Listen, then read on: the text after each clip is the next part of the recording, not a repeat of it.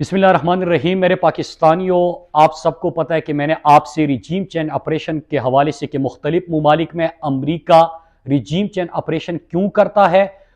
उनको अपने मफादात के तहफ़्फ़ुज़ के लिए वो क्या कुछ करते हैं और फिर अपनी मर्जी की हुकूमत वो किस तरह मुसल्लत करते हैं, उसमें मुहरिकात क्या होते हैं, उस ऑपरेशन की एग्जीक्यूशन का तरीक़ेकार क्या होता है, और फिर हमने आना है पाकिस्तान में जो रिजीम चेंज ऑपरेशन हुआ वो किस तरह हुआ, क्यों हुआ, क्या वजूहात थी, और फिर किस तरह आलाकार और सहूलतकार उनके लिए मुयस्सर आए। ये सिलसिला जारी रखेंगे और आज भी मैं आपसे इसके हवाले से बात करूंगा। लेकिन चार चीज़ें इंतहाई अहम जो कि इसी रिजीम चेंज ऑपरेशन से लिंक है, वो उससे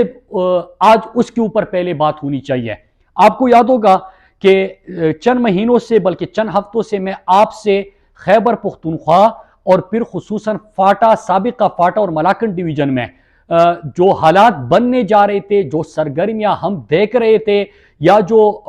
सरहद के उस पार से जो सरगर्मियां हो रही थी, कुछ बातचीत भी हो रही थी, उस हवाले से हम सवालात उठा रहे थे और फिर हमारे सवालात खदशात में और वो खदशात हकीकत में बदले और वो हमारी पूरी कौम ने देखा, खैबर पुख्तूनख्वा के लोगों ने देखा। लेकिन इस दौरान आपको याद होगा कि इंपोर्टेड हुकूमत की तरफ से मुकम्मल तौर पे खामोशी थी। किसी भी वजीर ने और हुकूमती तर्जुमान ने या वजीर दाखिला, वजीर दिफा या फॉरेन मिनिस्टर, उनका एक बयान तक नहीं आया और हमें एजेंडा और रिजीम चेंज ऑपरेशन का दूसरा मरहला बिल्कुल हमारे सामने इस तरह आया कि शायद अमरीकी मफादात के लिए, किसी और के लिए हमें फिर से ईंधन बनाया जा रहा है। लेकिन अल्लाह का लाख लाख शुक्र अदा करते हैं कि पूरी कौम जो हमारी पुख्तून कौम थी वो कड़ी हो गई, वो सब मुत्तहिद हो गए, सियासत से बालातर होकर वो सब इकट्ठे हुए और हमें ऐसे लगा कि ये खतरा टल चुका है। और जो हमारे साथ कमिटमेंट की गई थी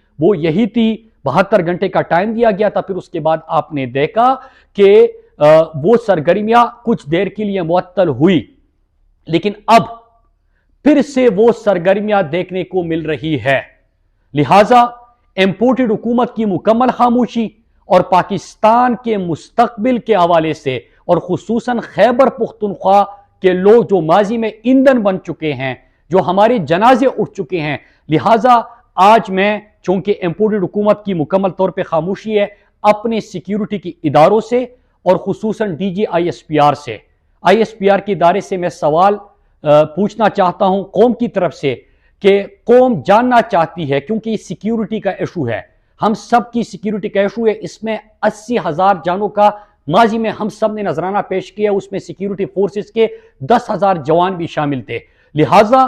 पाकिस्तान की अमन के लिए, हमारे मुस्तकबिल के लिए और मुल्क की सिक्योरिटी को देखते हुए आज मैं DG ISPR से, ISPR के इदारे से, सिक्योरिटी इदारों से सवाल करना चाहता हूं कि इस वक्त जो सरगर्मियां हो रही है या जो सिक्योरिटी की सूरत हाल है हमारे खित्ते में और खुसूसन खैबर पुख्तूनख्वा की तरफ से, जो अफगानिस्तान की तरफ से खैबर पुख्तूनख्वा में कुछ सरगर्मियां देखने को मिल रही है, उसके हवाले से कौम को आगाह किया जाए। एक ब्रीफिंग इस हवाले से भी रखी जाए, क्योंकि ये सबसे अहम इशू है और इस वक्त कौम जो है वो सिक्योरिटी के इदारों का जानना चाहती है कि इसकी तफसीलात वो कौम के सामने रखे। दूसरा, अफगानिस्तान में अगर कोई बातचीत हुई या कोई कमिटमेंट्स हुई, किस हवाले से आगे बढ़ना है, ये तमाम तरीक़ेकार, क्या क्या पॉलिसी आगे के लिए इख्तियार की जा रही है, इस पर भी कौम जानना चाहती है। और कौम को एक ब्रीफिंग अगर मिल जाए तो ये हमारे लोगों के जो खदशात है और जो खौफ की फिजा कायम हो रही है, उनके तमाम सवालात के जवाबात भी आ जाएंगे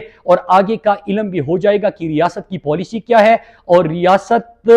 इस सिक्योरिटी सिचुएशन को किस अंदाज से देख रही है, इसको टैकल या हैंडल किस अंदाज से कर रही है, और हमारे मुस्तकबिल की जो खाका लोग इस वक्त देख रहे हैं और खौफ है, उसके जवाबात भी मिल जाएंगे। ये हमारे लिए बहुत अहम है। और खैबर पुख्तूनख्वा और खुसूसन फाटा और मलाकन में इस वक्त बड़े खदशात है और मैं ये सवालात आज फिर इसलिए कर रहा हूं कि कुछ सरगर्मियां